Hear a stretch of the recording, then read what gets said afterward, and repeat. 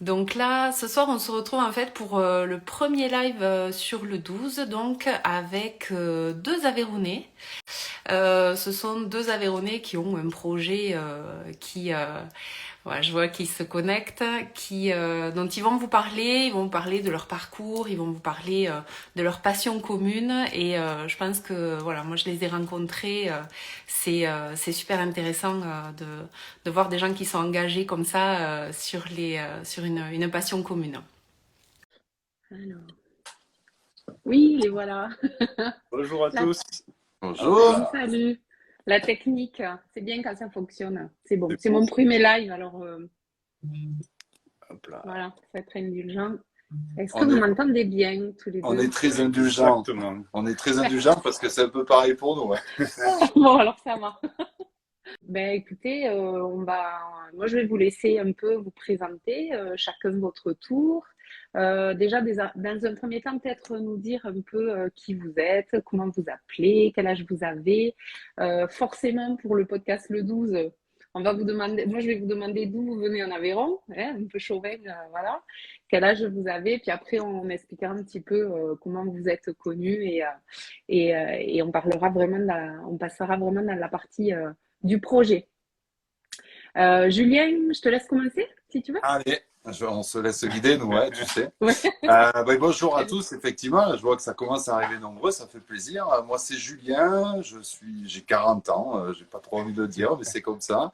En tout cas, je le vis bien, et puis je suis bien sûr de cœur aveyronnais, Aveyron du Sud, mais ça fait un petit moment que j'ai migré sur Rodez, et mes origines sont de Combray-sur-Anse.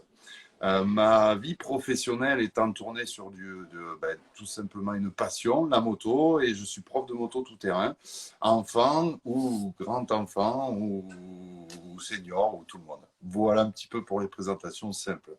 Super. Et tu exerces à Rodez. Exactement, tout à fait. Ma structure s'appelle Air Globe. Je suis en partenariat avec le Motoclub Ruténois qui a son circuit de moto, plus sur la commune de Salles-la-Source, pas loin de Sébazac. Ok, super. Allez, je te laisse continuer, Kevin. Ouais, avec plaisir. Donc, bonsoir à tous. Merci Sandrine pour ton invitation ce soir. Du coup, alors moi je suis un petit peu plus jeune, j'ai 32 ans, du coup originaire de Magren, un petit village du côté de la Primaube et maintenant sur Rodez, à la grande ville. Et mon boulot, en fait, je travaille avec mon frère, donc c'est une entreprise familiale et on commercialise des produits aveyronnais alimentaires. Voilà. D'accord. Donc aussi un métier de passion, mais pas la même gourmandise. Voilà. À Du la coup, maison de l'Aveyron, c'est ça? C'est ça, exactement, la maison de l'Aveyron. Ok. Du coup, alors est-ce que vous vous connaissez depuis tout le temps? Il me semble que non. Depuis quand vous vous connaissez? on a peut-être cette impression maintenant. Ça, mais Ouais. si je ne me trompe pas, ça va faire 4 ans et demi à peu près. À quelque chose près, ouais, 4 ans. Ouais. 4 ans et Ok. demi. Et Kevin, comment vous êtes connus? Kevin, on s'est connus. Alors, la première fois, on s'est vu, je vais être tout transparent, on avait une bière à la main.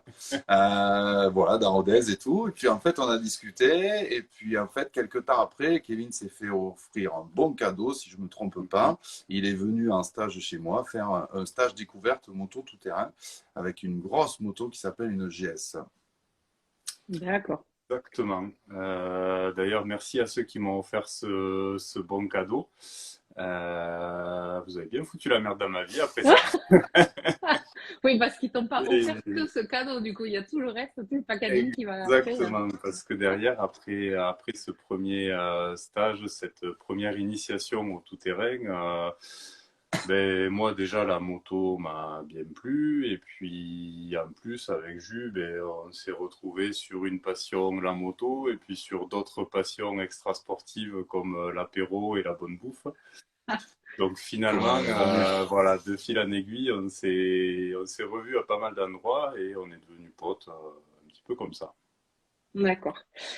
Du coup, ça veut dire que toi, Kevin, ta passion, elle est venue tard ou tu avais déjà une Exactement. passion, cette Alors, passion? Ah, d'accord. je faisais déjà de la moto sur la route en balade, quoi, en gros, depuis Ouais, que j'avais le permis à autour de 20 ans. ouais. Et c'est il y a 4 ans, quoi, donc à 28-29 ans, que je me suis mis au tout-terrain. D'accord. Alors que toi, du coup, Julien, c'était, j'imagine, vu que tu en as fait ton métier depuis bien avant, est-ce que c'est depuis tout jeune? Est-ce que tu as toujours eu cette passion ou à quel âge c'est arrivé cette passion-là? Ah, cette passion, elle m'est arrivée très très jeune, donc on a quand même cette richesse d'avoir une pleine nature assez folle. Mon père étant agriculteur, ben, j'ai pu me promener rapidement dans les champs avec une moto. Mais avant, je voyais des motos passer et je suis pas loin du bassin centrafricain. Qui dit Centrafrique dit Richard Sainz qui a gagné le Dakar. Et c'est vrai que le rallye, c'est des rallyes, j'ai beaucoup beaucoup suivi ce rallye et ça m'a fait un petit peu briller les yeux. Et puis rapidement, en fait, qu'au cours de vie et de circonstances et une volonté forte de ma part, j'ai pu passer les diplômes pour faire ce métier-là. J'ai eu une parenthèse un petit peu compétition, mais je me suis quand même concentré sur mon métier après, quoi. Voilà, donc la Oui. passion est née de vouloir, en fait, tout simplement partir. D'abord, c'était en vélo pour aller un peu plus loin, pour aller voir les amis, les copines et peut-être les paysages aussi. Et puis, en fait, la moto, c'est pas mal parce qu'on peut aller encore plus loin, s'immerger un petit peu en nature comme ça. Et c'est vrai que cette richesse qu'on a ici, c'est extraordinaire. Et la passion, pour moi, c'est la moto, c'est vraiment ce qui me permet d'aller au bout du bout du bout. Mm. D'accord. Donc, vous vous rencontrez, tu fais ton stage, vous finissez potes finalement. Et qu'est-ce qui s'est passé à un moment donné? Alors, j'ai cru comprendre que c'était une soirée où tu refais le monde un peu et puis tu pars dans des délires, c'est ça? Ouais, Et du coup, il s'est et passé quoi ce jour-là? bon, il s'est pas passé que des apéros quand même, il y a eu un peu de sérieux dans tout ça. Julien, en fait, déjà bossé sur le Dakar depuis une dizaine d'années. Donc, Mhm, ben, dans les discussions moto, le rallye revenait forcément souvent. Moi, en moto, je voyageais beaucoup sur la route, donc des séjours de 10-15 jours en moto avec beaucoup de kilomètres, etc. Et en ouais. fait, le rallye, ça se rapproche un peu de ça. Il y a cette notion de voyage, d'être nomade en fait à travers le paysage et les pays. Mhm, Donc voilà, c'est ça alliait un petit peu ben, cette nouvelle passion du tout-terrain avec la passion déjà existante du voyage. Et en discutant, on s'est dit, bon, mais on va essayer, on va commencer par faire un premier rallye qui était à l'époque le rallye d'Andalousie. C'était en 2020, juste après le premier confinement Covid, je crois. Ouais, c'était à l'automne 2020 qu'on a mhm. réussi à se préparer, à s'engager sur le rallye d'Andalousie. Ah, D'accord. effectivement, c'était, en fait, ça s'est pas fait instantanément, mais à force de parler et de sympathiser et d'entraînement, là, j'ai envie de dire, Kevin m'a aussi mis dans la merde. Pardon, je suis grossier, mais c'est un peu ça. Ah, mais il C'est-à-dire qu'on t'embarque a avec fait ce lui, quoi. premier rallye ensemble. Il m'a un peu provoqué, il m'a cherché, il m'a fait peut-être sortir un peu ce rêve de moi. Et on a fait ce premier rallye ensemble, l'Andalousie, qui était fabuleux, et on a passé la ligne d'arrivée ensemble. Moi, j'étais pas prêt physiquement pour faire une course tout seul, et puis ça m'animait encore plus que de partager avec Kevin, qui est quelqu'un d'extraordinaire, cette aventure. Et ça a bien matché, et c'est ce qui a fait qu'on a eu envie de faire un peu plus grand, quoi. Ouais, parce que c'est pas donné en fait de partir comme ça dans une aventure, une course comme ça avec toutes les difficultés, enfin tout ce qui est à surmonter, j'imagine. De partir avec quelqu'un, il faut vraiment se dire, ce mec-là, je peux compter sur lui en fait, et inversement quoi en fait. C'est une confiance mutuelle en fait. Exactement. Après, alors le rallye d'Andalousie, c'était à l'époque un plus petit rallye. Ouais. On ne parle pas là du Dakar ou des gros rallyes Mm. d'une dizaine de jours. C'est un rallye de 5 jours qui est déjà Ouais. loin de chez nous, qui se rapproche plus de ce qu'on connaît ici. Donc c'est vrai qu'en entrée en matière, en fait, ça a été parfait, parfait pour nous, quoi. La découverte du rallye, du roadbook, de la navigation, de la vie ensemble aussi, parce que pendant tout le laps de temps du rallye, ben, on vit vraiment tous Mm. ensemble avec l'équipe d'assistance, avec les autres pilotes. Donc ouais, il y a toute une atmosphère à appréhender. Et comme tu dis, c'est qu'il faut pouvoir ben, compter sur l'autre personne, mais déjà à la base, il faut aussi la supporter. Euh, Ouais. et encore plus pour nous, où on partage ce projet ensemble, où on monte tout ça tous les deux. On doit se supporter sur le rallye et en plus tout le reste de l'année, quoi. Donc voilà, mais ça a Ouais. été une première expérience très concluante pour nous deux. Ouais, Bon. effectivement, Effectivement, parce que là, on s'est testé en fait dans l'adversité un petit peu et ça a bien matché, plus que bien. Et quand c'était question de faire plus, je pleurais avec ces histoires. Mais c'était sûr que c'était facile de partir avec Kevin parce qu'il y avait, voilà, il avait cette zénitude, il avait cette approche super bien. Tu me diras ce que tu en penses de moi juste après, même si on se connaît. Là, vous êtes complémentaires, en fait. Il y a vraiment Exactement. chacun. J'allais en venir, c'est cette complémentarité et qui joue jusqu'à maintenant bien bien fort, qui fait qu'on arrive à faire des projets comme ça. Et ce côté un peu fougueux et fou de la jeunesse, d'oser les choses et peut-être aussi de moi entre guillemets deux entrepreneurs qui en fait on entreprend quelque chose d'autre et ensemble et c'était super motivant quoi. Ok, donc l'Andalousie, 5 jours. Là, on est ça représente combien au niveau de la distance sur 5 jours, à peu près? Bon, un peu plus. Je dirais 2500 km à peu près. Ah ouais, Ouais, d'accord. Ok, Et ouais, c'est relativement court. petit. Ouais, c'est plutôt d'accord. petit. Surtout que les kilomètres en Andalousie sont entre guillemets faciles à faire. C'est souvent de la piste dure. Il y a quasiment aucun hors-piste. Ça ressemble vraiment aux pistes de l'Aveyron, à ce qu'on peut retrouver. D'accord. Donc, Euh, pas trop difficile pour dire, vu que ça correspond, c'est possible de faire un entraînement ici qui vous permet de ne pas être trop dépaysé là-bas et de savoir qu'est-ce qui vous attend en fait, c'est ça, tout à fait. à ce moment-là, quoi, au moment de l'Andalousie. Ok. Exactement. Et du coup, donc Andalousie, et ensuite il y a eu l'autre épreuve, c'était le Maroc, c'est ça? Ouais, alors là, on se projette une année plus tard. Donc Ouais. Andalousie, octobre 2020, on termine ce rallye ensemble. Et là, je crois que, enfin, on n'a pas eu besoin de beaucoup discuter. On s'est regardé et on a tout de suite vu l'autre qu'on avait envie de plus. Ouais. Donc, on se projette directement. Alors, dès le début d'année 2021, donc sur le Maroc, Mhm. mais le Maroc pour accéder au Dakar. D'accord. Effectivement, il manque beaucoup de dunes en fait pour prétendre voilà, il fallait qu'on se teste dans les dunes aussi parce que c'est une autre philosophie et là-bas, forcément, en Andalousie, il n'y en avait pas beaucoup. Donc le côté rallye du Maroc est vraiment la porte d'entrée du Dakar, qui est un rallye finalement peut-être plus dur mais moins long, qui permet de se tester dans l'adversité et puis dans ces dunes-là.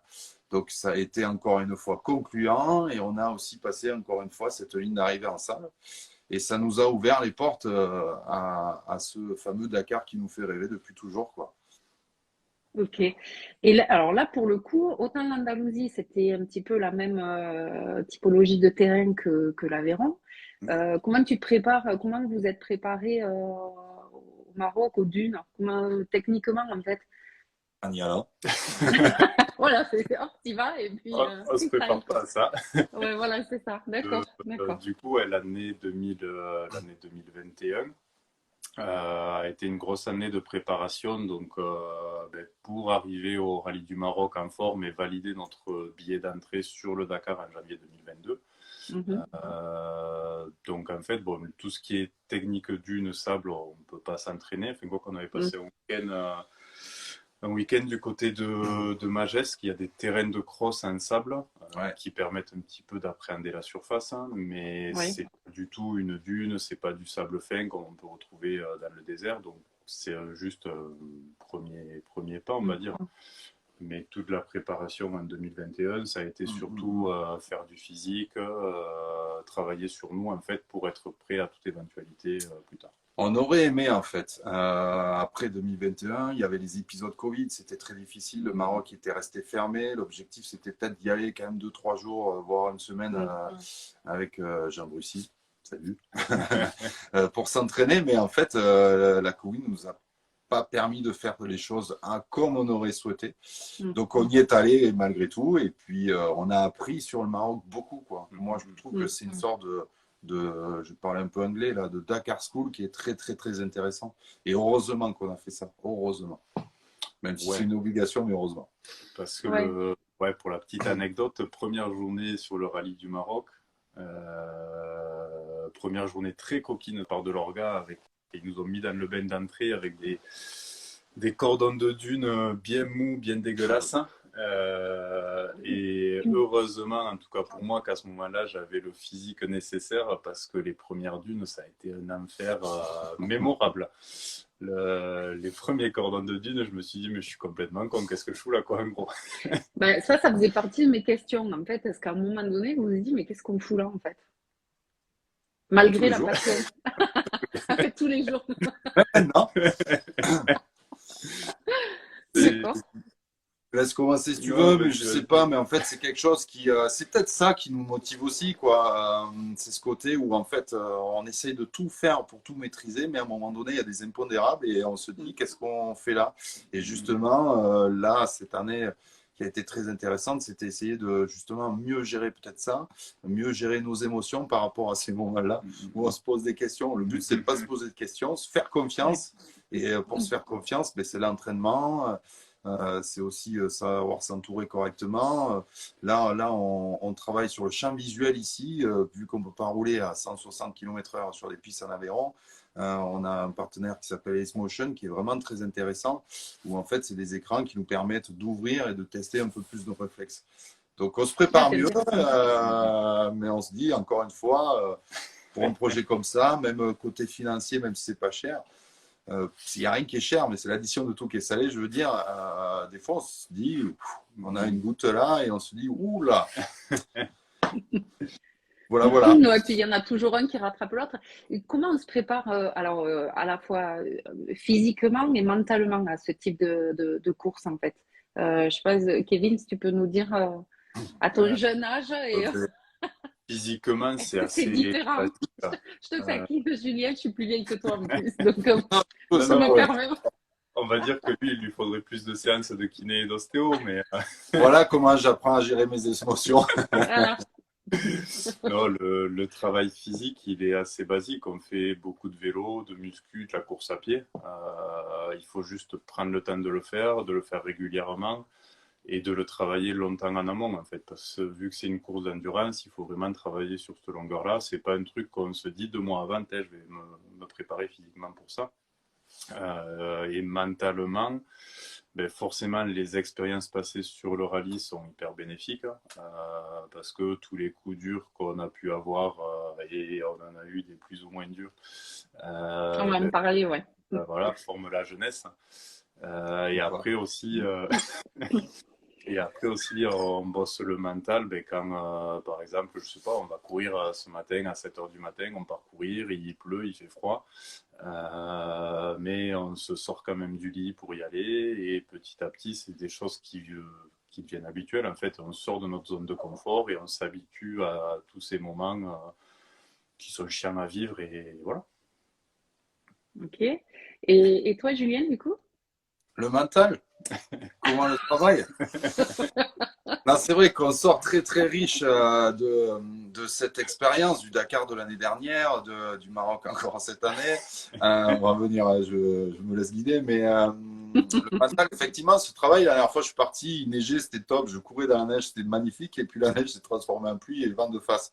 Bon, ben voilà, on sait que là, on a 4 km de retour à prendre sur soi et on arrive à switcher en fait. C'est très binaire, hein. Le mental, c'est juste se poser les bonnes questions au bon moment et c'est tout, Pas se quoi. poser de questions. Et pas se Et poser de voilà. questions, faire le job, comme on dit.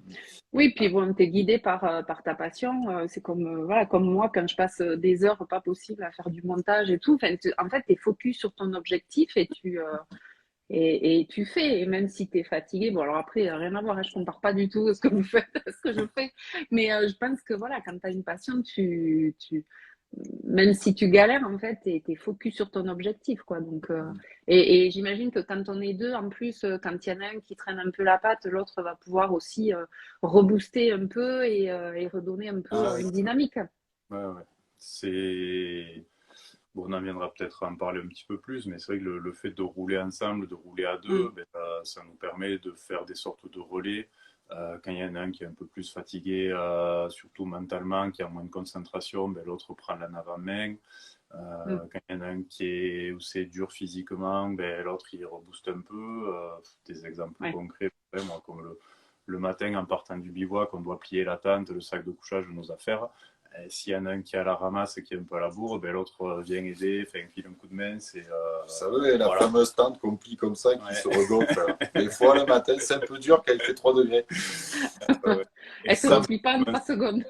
c'est ça. Oui, parce que là, du coup, vous êtes donc. Moi, quand on s'est rencontrés, je t'ai dit, Kevin, j'y connais rien au Dakar. Et tu m'as dit, mais tu sais même pas ce que c'est. J'y suis quand même un minimum. Mais après, au niveau de l'organisation, au niveau combien de temps ça dure, voilà, quand est-ce que ça commence. Donc là, peut-être pour préciser, ça commence, si je me trompe pas, le 31 décembre jusqu'au 15 janvier. Je me trompe pas? C'est ça. Voilà, en Arabie Saoudite, dans le Exactement. désert saoudien. Ok. Donc, ça veut dire hyper chaud la journée, hyper froid la nuit, c'est ça? Non? Dites-moi. Alors, le matin, il fait hyper froid, on peut le dire, ouais. C'est 3 Ouais, degrés. Oh là, et depuis qu'on est là-bas, en fait, il fait pas si chaud que ça. Ça peut monter à 30 d'accord, maximum, en fin de compte. Et des d'accord, fois, c'est souvent plutôt 15 et 16. Donc, la journée, ça va. C'est bien. C'est une bonne d'accord. température qu'on arrive à appréhender. Au Maroc, c'est différent. On est monté à des températures de 40 degrés. Ouais. Par contre, le matin, il fait vraiment froid. Ouais, il fait très très froid le soir aussi. Donc ça, c'est peut-être ça. C'est bien de courir en ce moment Ouais. quand il fait froid. Ça nous Bah prépare. ouais, ouais, ouais, Le, c'est clair. le matin, quand le réveil sonne autour de 4 heures, allez, entre 3 et 5 heures, là, tu as tendance à te demander qu'est-ce que tu fous là et pourquoi tu te lèves si tôt par 3 degrés. Tu sais, tu sors de ton duvet où tu es bien au chaud, tranquille, et que tu dois mettre des habits qui sont gelés, les bottes qui sont un peu en plastique, congelées, là, qui sont dures comme tout. Enfin, ouais. Mmh, Là, c'est le moment où tu te dis qu'est-ce que tu fous là. tu m'étonnes. Et donc, en fait, donc alors du coup, ça veut dire que comment se passe une journée type, entre guillemets? On en viendra vous nous raconterez un petit peu qu'est-ce qui s'est passé sur les précédentes éditions, parce qu'il y a quand même eu des choses euh, assez particulières et assez fortes. C'était toi. Je me rappelle plus. Pardon, on fait un peu d'humour. Ah, tu as bugué. Voilà. Alors, il y a eu un petit problème de connexion. J'essaye de vous réinviter. Des fois, Voilà. ça marche, des fois, ça marche pas. Des fois, ça marche pas. Bon, bah, Kevin est juste là. là, ça marche. Allez, super. Tout va Ça bien. roule. Alors, on en était où? La journée type, je crois. C'est ça, hein? Ouais, donc je pense que le replay va être un peu compliqué. Bah, il va être coupé, mais bon, il manquera le début, je pense. C'est comme ça. Ouais, je vois, dommage, trop intéressant. Bon, mais les gens se reconnectent petit à petit. Ben Hop oui, il faut là. rester. Voilà, c'est pas grave, c'est les aléas. Ben, justement, on était en train de parler des précédentes éditions et de qu'est-ce qui s'est passé en fait sur les précédentes éditions. Alors, Donc, qui veut commencer? Julien? ouais, j'étais sur les journées type, moi. Ah oui, Donc, pardon, oui, c'est vrai. Ben, continue sur ouais, les journées type. Ouais, comme ouais, ça vas-y. va faire venir le monde et tout ça. C'est ça, Donc, une voilà. journée type, on se réveille, on est trop, très, très, très froid. Il fait 4, ouais, c'est à 4 heures du matin à peu près. Donc, le Ouais, but, c'est d'être rapidement, en fait, habillé, puis à aller manger, ça, c'est le plus important. Et puis, on part du bivouac. Bivouac, on va faire grosso modo 200 km de liaison pour prendre le départ d'une spéciale qui est chronométrée. Donc, ça pourrait, c'est un peu comme le WRC, en fait, tout simplement. Cette spéciale, grosso modo, on va commencer la spéciale vers 9 heures du matin, allez, on va dire. Pour nous, hein, les premiers, c'est toujours à l'aube, entre 8 et 9 heures. Et puis, le but, c'est de faire cette spéciale le plus rapidement possible. Cette spéciale va être grosso modo sur du 400-500 km, plus sur du 500 d'ailleurs cette année. Et puis, une fois qu'on a fini la spéciale, on est très content de pouvoir relier le bivouac par une autre liaison qui généralement est peut-être un peu plus petite. Ça va être sur du 100 à 200 km. Et dès qu'on arrive rapidement, on mange aussi, on se repose et on prépare nos affaires pour le lendemain. Là, je l'ai fait très court. Il y a des moments où on va s'arrêter pour refueler, comme on dit dans notre jargon, donc pour remettre de l'essence. Et c'est là où on en profite pour remettre notre propre essence aussi, à manger au maximum et tout. Donc c'est très très long, 800 km par jour. Grosso modo, c'est entre 8 et 12 heures de moto par jour. d'accord. Et ça, Euh, Oui, Et vas-y. ça pendant tout le Dakar qui, aujourd'hui, ce Dakar, ça va être 14 jours comme ça. Ok. Là, vous partez à combien de personnes en fait? Alors, pas sur la ligne de départ, hein, mais vous, parce que j'imagine que vous avez une équipe qui vous suit. Exactement. On roule avec la team RS Moto, qui est une équipe italienne. C'est eux qui nous ont préparé les motos d'ailleurs. Ok, Et dans l'équipe, en gros, donc il faut compter, il y a un team manager qui va gérer un petit peu tout le monde. Il y a une personne qui va s'occuper plus de la logistique, du relationnel avec l'organisation, prendre toutes les infos au niveau de la course, gérer la logistique des affaires de toute l'équipe, etc. Et mhm, après, il y a des mécanos. Pour nous, en moto, il y a un mécano pour 2 motos, à d'accord. quelques exceptions près. Donc du coup, là, cette année, on va être quatre motards chez RS Moto. Donc ça va faire à peu près 4 personnes autour de nous. Voilà. D'accord. Et combien au départ, là, sur la ligne de départ cette année au Dakar? Au total? Au total, il doit grosso modo y avoir allez, 400 et des poussières, quasiment 500 concurrents. 500 concurrents, je dirais ça. Là, j'avoue, je suis un peu Ouais, projeté. Hein, ouais, ouais, ouais, c'est ouais. ces ordres-là. En Et moto, sur, ouais, moto, il y a 100, 120, 125 motos et d'accord, une vingtaine de quads. d'accord. Et au niveau de l'Aveyron, j'ai vu qu'il y avait sept Aveyronnais qui partaient cette année, c'est ça? Mhm. Ça, Ouais. c'est cool, Tout confondu, quoi. Ok. Et alors, pour ceux qui connaissent, parce que moi, je connais pas du tout, mais j'imagine qu'il y en a qui, je sais qu'il y a notamment des jeunes qui sont connectés et des moins jeunes, mais je sais qu'il y en a certains qui sont connectés. Quels sont les types de motos que vous utilisez? Ah, ça, alors, ce sont des motos qui sont préparées vraiment pour le rallye. Donc, c'est pas une D'accord. moto qu'on trouve facilement comme ça quand on va chez les concessions ici en Aveyron. C'est en fait RS Moto, l'assistance que nous avons pris qui fournit un packaging complet parce qu'ils ont construit sur une base d'une moto Honda cette moto de rallye qui s'appelle la Honda 450 RX. Rallye qui est vraiment une moto adaptée à 100%. On ne peut pas la trouver facilement. Il y a Euroboost qui la distribue pardon, en France, mais c'est vraiment une moto dite spécifique, quoi. D'accord. C'est pas des motos que vous avez, vous, au quotidien, ici, quand vous roulez, quoi. C'est vraiment, Alors on peut nous trouver, mais en ce moment elles sont déjà arrivées là-bas d'ailleurs, les motos. d'accord. Mais on peut nous trouver sur des moments de petit entraînement, mais effectivement, c'est pas la moto où on va aller chercher le pain. Hein. Eh bien, ça pourrait. Ok, Ouais. ça peut, ça peut. Ok, est-ce que du coup, vous pouvez peut-être nous parler des précédentes éditions, du coup, qu'est-ce qui s'est passé de particulier? Kevin, si tu veux Je laisse commencer. commencer. Allez, Voilà. je commence. Bon, on va pas refaire tous les rallyes, mais les deux plus intéressants émotionnellement, c'est les deux derniers. Mhm. Le Dakar en janvier dernier déjà, où on a passé une très bonne première semaine de course jusqu'à la fameuse étape 6, où dans la poussière de concurrents, je chute en fait dans des cailloux. Et malheureusement, sur la chute, je me fracture la clavicule. Donc forcément, là, c'est fin de l'aventure, hélicoptère, rapatriement après, enfin, très rapidement, rapatriement à la maison. Donc une deuxième semaine de course assez délicate pour moi, parce qu'il y avait forcément la frustration et la Mhm. déception d'avoir mis fin à la course, hein, avec tous les efforts consentis pendant l'année, etc. Donc c'est une nouvelle émotion que je ne connaissais pas, qui est assez délicate à vivre. Et en plus, en parallèle de ça, le fait de quand même continuer à suivre la course pour Jus, on s'appelait tous les jours, on échangeait sur ce qui se passait, comment il vivait lui, etc. Donc j'avais cette ambivalence entre une grosse déception et en même temps une grande joie de continuer à le suivre et d'essayer d'y apporter mon soutien jusqu'au bout, quoi, pour qu'il arrive sur la ligne d'arrivée. Donc voilà, une première édition surprenante pour moi, on va dire.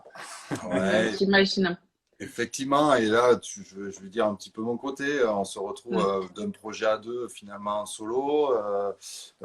J'étais pas si solo que ça, et je crois que c'est ce qui m'a porté pour arriver jusqu'au bout du bout, parce qu'on a fait le pari qui était difficile à tenir, mais d'amener le maillot un petit peu. Donc, je roulais avec Kevin au fond, et j'avais cette ambivalence différente, où à des moments, je pouvais pas partager mes émotions, qu'elles soient positives ou négatives, avec Kevin, ce qu'on fait régulièrement. Et ça fait bizarre de passer la ligne d'arrivée. On est content, mais pas forcément à 100%. Mm. Encore une fois, gestion des émotions. Et c'est pour ça qu'on repart, quoi. On est obligé. Ouais, c'est ça. Voilà. Parce que tu es arrivé sur la ligne d'arrivée avec le maillot de Kevin dans les mains, en fait.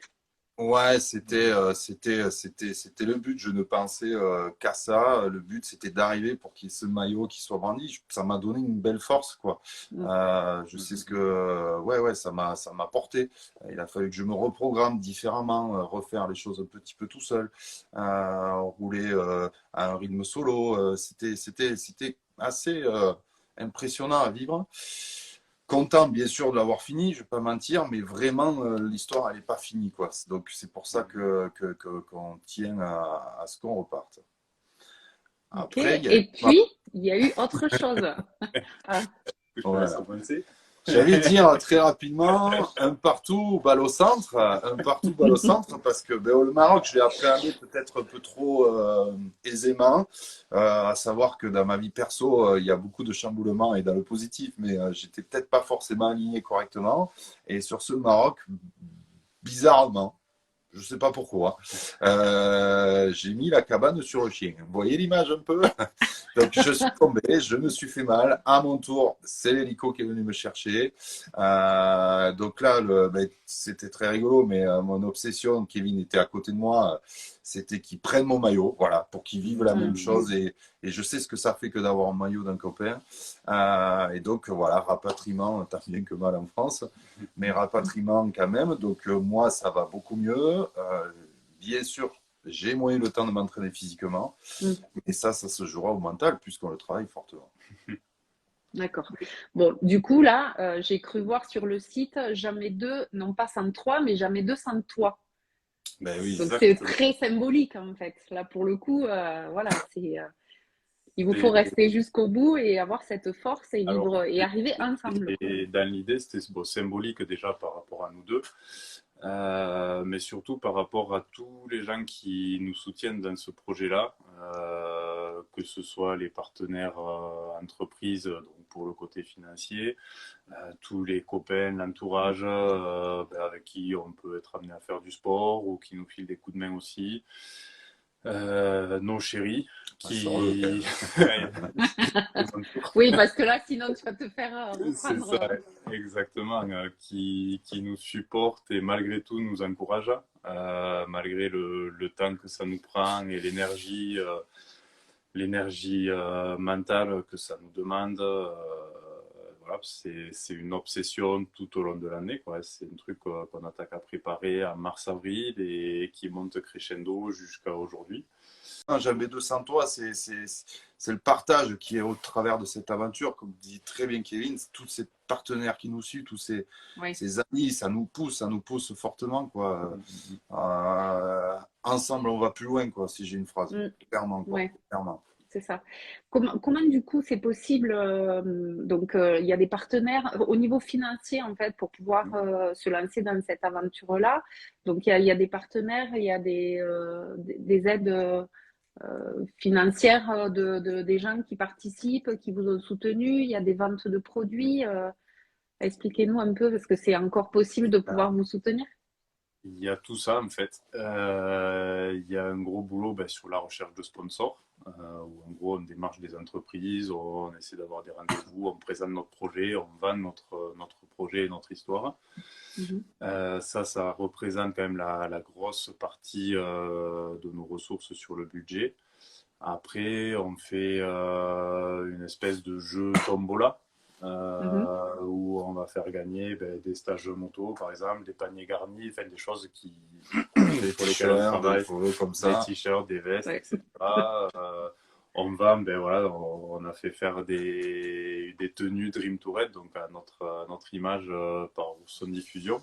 Mhm. qui est du côté de Saint-Africa. Donc, on vend tous ces produits-là. Il y a un site internet Oui. important. C'est là où justement on retrouve un petit peu l'histoire et c'est là où il y a aussi tous les logos des partenaires. Ce qui est important, c'est aussi pendant le Dakar, en fait, c'est de mettre en lumière un petit peu tous ces Aveyronnais parce qu'il y en a beaucoup, pas que des Aveyronnais. Je pense à MC Box, un petit clin d'œil. Mais toutes ces personnes, le but, c'est aussi de mettre en lumière, quoi, parce que ce sont les personnes peut-être qu'on ne voit pas, mais Mhm. sans eux, on n'est rien du tout, nous. Mhm. Et donc, pendant le Dakar, c'est quand même assez fabuleux les réseaux sociaux, ça like à fond. Donc voilà, on utilise un petit peu ces images-là et on fait de la communication à travers de ça. On vend du vin, on a trouvé, c'est qu'une histoire en fait de partage, quoi. Et ce vin-là, c'est une rencontre, oupla. C'est une rencontre très très simple liée à notre partenaire. Et c'est quelqu'un qui est formidable, quoi. C'est quelqu'un qui est formidable. Et on a une association, je vais peut-être t'en laisser parler un petit peu, que cette année qui nous tient à cœur, que Kevin connaissait en fait via son travail, qui nous suit et qui permet de faire beaucoup. Ça s'appelle les Motards de l'Espoir. Et là, je te laisse la place. Ouais, les motos de l'espoir, effectivement, c'est une association qui a pour but en fait de récolter des fonds pour aider les familles où il y a des enfants handicapés. Donc pour acheter du matériel, un lit médicalisé, un fauteuil, un aménagement de véhicules. Donc voilà, avec cette association, ça nous permet de faire des choses encore un petit peu plus grandes humainement et de partager. En fait, c'est plus juste une histoire de moto à un moment donné. Voilà. Oui, c'est ce que j'allais dire. Ça dépasse finalement la Alors, passion et le projet personnel. Et C'est vraiment ouais. exactement ça. C'est même quand on se retrouve sur la course, ça devient tellement humain, tous ces échanges. On revient à des choses basiques en fait. La difficulté fait on revient à la base des relations humaines, quoi. clairement, je vais rajouter un petit truc qui me tient à cœur parce que c'est vrai que souvent on parle du Dakar peut-être avec des images un peu dangereuses, négatives, etc. Mais là-bas, la richesse de quelque chose comme ça, c'est un moment qui est éphémère où il n'y a pas de jugement, tout le monde est sur le même piédestal et le but c'est d'arriver et au maximum jusqu'à la fin. Et il y a une entraîne et je parle côté aussi organisation pendant quelques années, j'y étais. Il y a vraiment une entraîne et l'humain, ce que ça peut faire dans des lieux complètement absurdes. La force de l'humain, c'est incroyable, la force de tout cet humain qui se met. Parce qu'une caravane, c'est 3500 personnes. Le Dakar, c'est à peu près ça. Et c'est beau, quoi. Moi, si j'y vais, c'est déjà avant tout l'humain. Et après, ce petit côté piment de découvrir les paysages dans ces lieux comme ça. Voilà, si je peux résumer, vraiment, ça, moi, c'est fou. Ça me touche au cœur, quoi. C'est une autre famille, presque. C'est notre famille. C'est notre famille. J'imagine. Ok, ben, de toute façon, je mettrai les coordonnées à la fois donc de votre site forcément, mais de l'association. Ça permettra aussi, si les gens veulent découvrir l'association et soutenir, voilà, qu'on puisse avoir ça.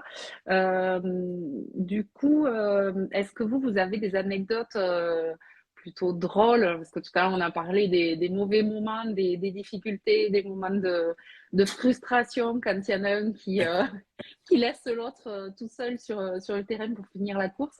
Je sais pas, est-ce que vous avez des choses Oui, bien sûr. Il y en a beaucoup de choses à raconter. j'imagine. Jamais, ouais. Tu veux commencer pour ça ou... Non, mais je ne sais pas à quel niveau tu places le degré d'anecdote à raconter. Là, Généralement, vous êtes libre. il y en a beaucoup qui se terminent en zizicoptère. Ça, c'est pas là-bas. C'est pas en Arabie, ça, il faut pas. Non, il y a des choses très très simples. Moi, je me rappelle d'une fois où en fait, on se suit, on roule à deux, donc des fois, on a quand même envie d'aller aux toilettes entre guillemets, hein. Donc de faire peut-être un petit pipi parce qu'on boit beaucoup d'eau, etc. Et une fois, j'ai tellement retenu, non, la suite c'est pas ça, mais j'ai tellement retenu que c'était difficile. Mais en fait, je pouvais pas trop m'arrêter, on roulait à deux. Et donc, j'ai réussi à m'arrêter au moment où il y avait personne qui me suivait. Parce que le but, c'est pas que je me fasse redoubler par rapport à la poussière, pas par rapport au classement, ça, je m'en fous. Oui, oui, Ouais. oui. c'était le long pipi, vous savez, celui qui est interminable. Et au fur et à mesure, je terminais pas, mais il y avait une moto qui arrivait comme ça, un peu avec beaucoup, beaucoup de poussière. Et là, je me suis dit, là, ça va être tendu. Donc, je réussis à finir correctement, mais je n'ai pas fermé le bouton du pantalon. Donc, l'anecdote a fait que j'ai fait 150 km avec un pantalon ouvert au Maroc. Et ça, voilà, ça fait partie de ces choses-là où on revient encore une fois à l'essentiel. Mais écoute, Mais oui. une autre Ouais, c'est après, pour ça que de ton côté quand Une même. autre, une autre, ouais, une course, non, il n'est pas arrivé de choses rigolotes comme ça. Ouais, c'est toujours moi, Je c'est crois pas. Ouais. Non, moi, c'est plutôt sur les fins de course, au moment de l'apéro, où il se passe des choses, mais où tu le, relâches en fait de la journée, quoi. ouais, où on relâche le premier rallye en Andalousie, quand même, on peut le dire. Donc il y avait une énorme pression, c'était la découverte de tout, même pour moi de la compétition tout court, quoi. Et en plus sur ce rallye-là, je me casse le scaphoïde au deuxième jour. Donc pendant 3 jours, je roule avec le scaphoïde cassé, donc j'étais avec du Doliprane et je ne sais plus quel médoc. D'ailleurs, merci beaucoup à Mireille qui m'a sauvé la vie Ah, sur ce Mimi, c'est rallye parce Mimi. que son cocktail de médicaments a été au top. Et forcément, une fois le rallye fini, on passe à la ligne d'arrivée. Je crois au bout de 3 heures, j'étais en croix et c'est parti en sucette complet. Manu, avec qui on roulait sur ce rallye-là, m'a dit bah, c'est la première fois que je vois ça de la part d'un de mes pilotes. Donc voilà, on va dire que Je crois qu'il y a ce côté un peu sportif, c'est bien connu. Je pense que la France, si on gagne d'ailleurs, ça va être pareil de leur côté. C'est-à-dire qu'il y a tellement de gestion de pression qu'au bout d'un moment, que ça explose, ça explose. Et Kevin s'était mis beaucoup la pression sur le premier, normal, et ça a bien explosé. Donc en fait, il y a un équilibre à trouver entre les deux. Et donc quand il y a beaucoup de pression, ben, il y a beaucoup de pression de l'autre côté beaucoup de aussi. dépression, quoi. De dépression, C'est ça, mais dans le bon sens du terme, ouais, c'est ça. C'est exactement. ça. Ah, mais il est bon, hein. Il en a bien rigolé. On a bien rigolé. Et Voilà, en Arabie, on est peinard pour ça. Là. ouais, On le fera en Aveyron, ça. d'accord. Et du coup, là, pendant la course, vous allez pouvoir partager quand même des vidéos, des moments, comme vous l'avez fait sur les précédentes éditions, que les gens puissent vous suivre un petit peu tous les jours, les étapes, la journée, comment ça s'est passé? Ouais. Ça vient de se caler aujourd'hui, ça. Bien sûr, on a la chance d'avoir Florent qui nous suit depuis quasiment le début, qui va forcément mettre en lumière un petit peu notre histoire. Lui, il recentralise un petit peu tout ce qui se passe là-bas pour le dispatcher d'une façon, on va dire, plus professionnelle. Parce que nous, il faut qu'on reste quand même focus sur l'événement. Donc, il aura un flux de photos de l'organisation. Il a un flux de vidéos et de commentaires de notre part à tous les deux. Et franchement, il est très très bon à faire ça, à travailler sur les réseaux sociaux. Pardon. Et après, aux partenaires, on a un petit côté un peu plus intimiste.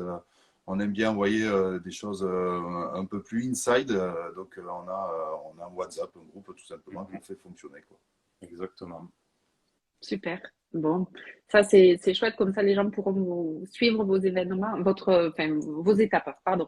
Et du coup, moi je me dis quand on fait une étape, une course comme ça, avec toute la pression, tout ce que ça demande autour, quand ça se termine, en fait, dans quel état on est, dans quelle émotion, Alors, comme ce qui est ça. paradoxal, c'est que pendant toute la course, d'avant la course jusqu'à l'arrivée, c'est hyper intense pour tout le monde. Toutes les équipes sont à fond, soit dans l'orga, les assistances, etc. Et en fait, un rallye, ça s'arrête d'un coup. C'est-à-dire qu'une fois que la ligne d'arrivée est passée, que le podium est terminé, il ne se passe plus rien. Tout le monde C'est plie merci, au bagage revoir. et on rentre chez soi. Exactement. Donc ça, la première fois, ça fait quand même assez bizarre. Parce que, enfin, je sais pas, il y a une émulation, il y a un Mm. truc. Mais c'est comme ça, il y a des impératifs logistiques à respecter pour le retour des véhicules, des bateaux, c'est souvent dans des pays éloignés. Donc en fait, dès que c'est fini, tout se plie très vite. Donc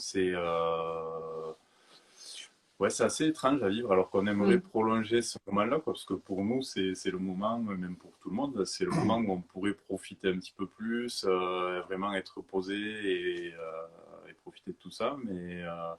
Mais du coup, ça, on le fait après entre nous, quoi. Ah, c'est vrai que je te rejoins sur ça. Moi, ça ressemble en fait j'ai la chance depuis l'âge de 15 ans en fait de faire des colonies de vacances, d'y travailler. Et c'est pareil, c'est-à-dire que c'est un moment qui est intense, où on est encore plus mis en lumière qu'une colonie de vacances. Et d'un coup, quand ça s'arrête, c'est jour-nuit. On rentre, il fait froid. Bon, il fait froid, c'est un peu gris. De coup, il n'y a plus rien, il n'y a plus ce bruit, il n'y a plus cette ambiance, il n'y a plus les copains de là-bas. Et donc, je crois que c'est ce qui fait qu'on en devient forcément addict à ces choses-là. Parce que C'est ce ce que qui se j'allais passe, dire. il n'y a pas beaucoup de personnes qui peuvent nous comprendre. Voilà, faut être, comme on dit, dakarien un petit peu pour l'avoir vécu. Donc ça se prépare le retour aussi. Hein. C'est super important parce que au début, on a peut-être 15 jours, on est un petit peu pas encore rentré, quoi. Donc ça se Ouais, prépare aussi. t'as le down quand tu reviens, quoi. Du coup, voilà, faut arriver à gérer ce après pour. Mais du coup, c'est ce que j'allais dire. Finalement, c'est ça qui, à mon sens, vous donne envie de repartir direct dans la tête, de se dire, bah, faut en refaire un autre. C'est pas possible, on peut pas en rester là, quoi. Ouais, direct, je suis pas sûr parce que quand on est là un peu Pas les fesses direct. bien rouges, et on se dit mais qu'est-ce qu'on est fou. Mais effectivement, c'est ce qui tend vers la suite. Et puis encore plus une histoire qui se boucle pas, c'est juste pas possible, quoi. Donc on va aller la boucler cette grande boucle. Ouais, sur ça, je me rappelle une phrase de Loïc Minaudier quand je découvrais un peu tout cet univers-là et qui m'avait dit le Dakar, quand tu t'as pas envie d'y être et tu sais pas ce que tu fous là, t'en as plein le cul de tout. Tu rentres chez toi et 15 jours après, il te tarde qu'un truc, c'est d'y repartir l'année d'après, quoi. Et ça, c'est totalement vrai. Enfin, voilà, des petites phrases comme ça qu'on me disait, en fait, après, en le vivant, on comprend encore plus ce que les gens voulaient dire par là. Ok, ok. Est-ce que vous voulez, je sais pas, aborder un point qu'on n'aurait pas abordé ou moi j'ai pas posé une question, quelque chose qui vous semble important, ou est-ce qu'on a fait le tour d'après vous? Ben, le tour, il nous reste à faire un petit tour, effectivement. On a abordé beaucoup de choses. Moi, je crois que la chose qui est importante, c'est, vous l'avez compris, c'est ce partage qu'il y a. Et je vois encore une fois, là, je vois un petit peu les personnes qui sont présentes. Je pense à Mika de Randouquois de Pays Basque, Cyril, et j'en ai vu d'autres un peu passer. Donc forcément, c'est tout ça qui nous porte pour ce projet-là. J'ai presque envie de dire, presque rendez-vous à l'arrivée, quoi. Il dit on peut venir avec nous. Mais exactement, Cyril, tu peux bien sûr venir avec nous. D'ailleurs, on en a parlé. Mais par contre, petite parenthèse pour toi, est-ce que tu vas pas finir à faire de la moto en slip? Et puis, j'y laisserai répondre oui ou non, et puis on vous expliquera plus tard pourquoi est-ce qu'il devra peut-être faire de la moto en slip. On va la laisser répondre. Oui, peut-être qu'il y a des gens qui ont des questions. Tout à l'heure, il y avait des questions, mais comme le live a coupé, du coup, je n'ai plus les questions. Alors, il y avait, je pense que ça l'a fait rire. Donc, mais on n'a pas la réponse, hein, peut-être. On va attendre la réponse. Ouais. Si ça l'a fait rire, c'est qu'il va finir en slip sous la neige.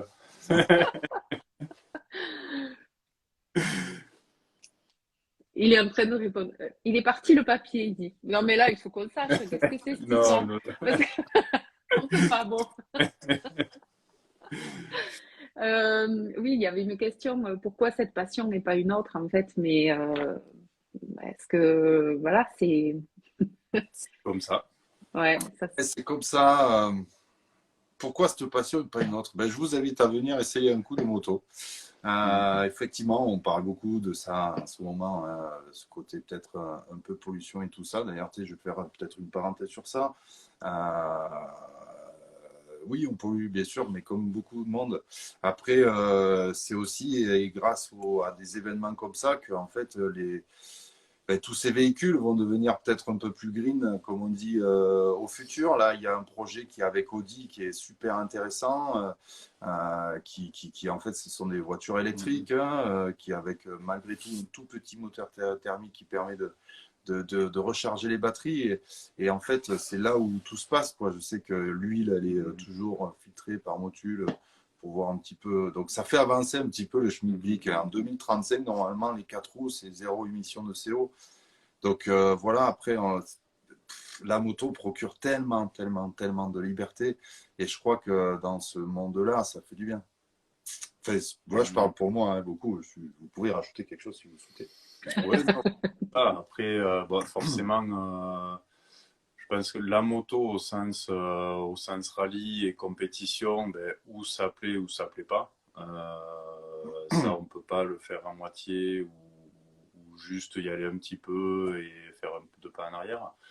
Après, la moto au sens plus large, comme tu dis, voilà, le voyage, la découverte, c'est la liberté. C'est aussi la tranquillité parce que mine de rien, quand on roule sur une moto, ben, on n'a plus le téléphone qui sonne et j'invite tous les gens qui ont des commutateurs dans les casques à les déconnecter parce que c'est une paix incroyable de plus être pendu à des textos, à des appels, à ce genre de choses. Voilà, la moto, c'est ça, quoi. C'est se dire qu'on peut aller n'importe où. Et effectivement, je vais rajouter une petite chose parce que j'ai vu qu'il était là, Antoine, je t'ai grillé.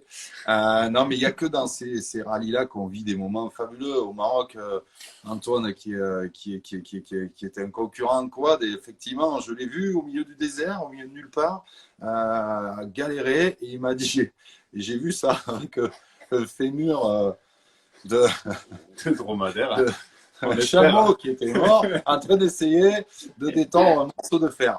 Voilà, ça, c'est des choses, on ne peut pas vraiment expliquer, mais quand on le vit, on se dit, mais c'est pas croyable, pas croyable, quoi. Et puis, je pense aussi à tous ces levées et couchers de soleil qu'on peut faire dans cette contrée-là.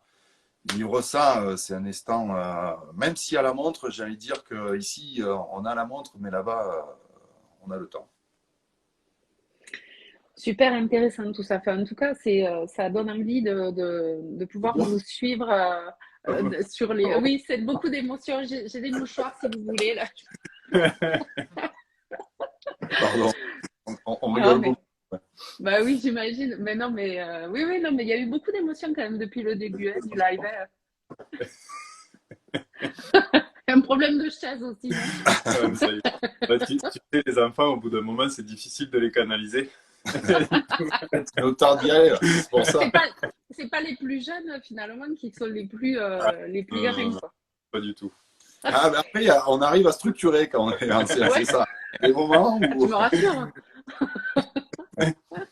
Ouais, je vois, on a envie d'y être. Ben oui, non, mais c'est vrai, quand on vous entend parler, en fait, vous voyez, vous vivez vraiment on vit votre passion, en fait, au travers, quand vous le racontez.